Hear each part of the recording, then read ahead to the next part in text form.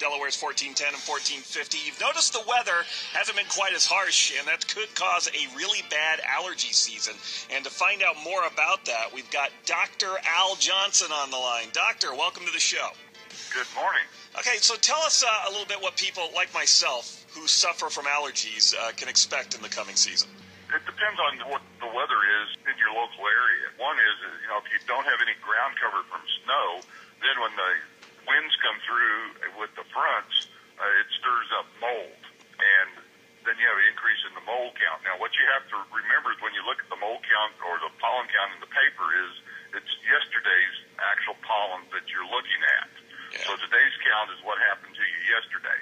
If you do have a lot of ground cover with snow, then the molds are calmed down, but if the weather tends to be warmer and you get more sunshine, then the trees tend to start to bloom earlier. And, of course, then you get the grasses and other plants that pollinate, and you get earlier pollen season. And if they all occur at the same time, then, of course, the amount of pollen out there is greater with more symptoms. And that's kind of what we've had here on the East Coast with the weather not being terribly cold, very spotty snow at best, and not a lot of ground cover. So you probably just described what we're looking at here.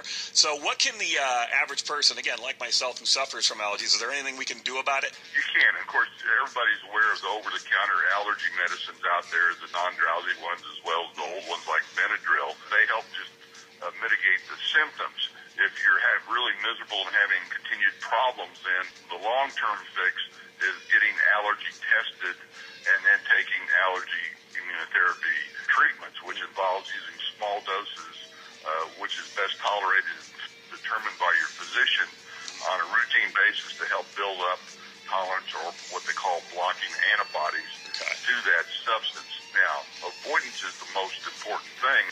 And many people have like mold in their house from leaky pipes or leaky roofs. And as the weather warms up, the mold likes dark, warm areas and can grow. So if you feel worse in your house, then you really need to look and see whether there's mold growing. And I live here in Dallas, Texas. Of course, we have fairly warm weather year-round, so mold can be a big problem in the indoor environment. Okay, well, we'll have to listen to our bodies then. Dr. Johnson, thanks very much for taking the time to come on.